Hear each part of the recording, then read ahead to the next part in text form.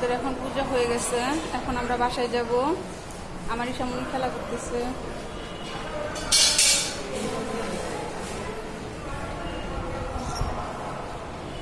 তোমার নাম কি? পূজা, খুব সুন্দর নাম তো।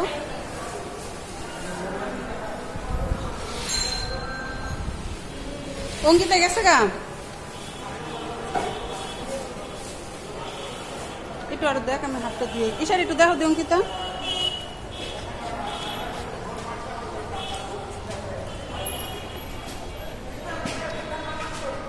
এখানে একটা গঙ্গাসাগর দিঘি আছে, দিঘিটা খুবই সুন্দর।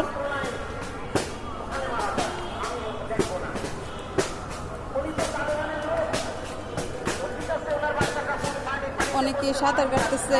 আমরা যখন ছোট ছিলাম এখানে এসে আমরা সাঁতার কাটতাম, স্নান করতাম, খুব ভালো লাগতো। দিঘিটা খুবই বড়, দিঘির জলে একটু হাত ধুয়ে নিলাম।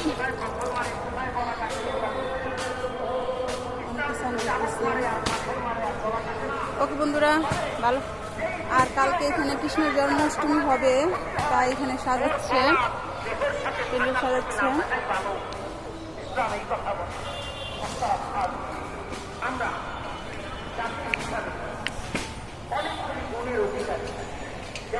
সাজানোর কাজ চলতেছে।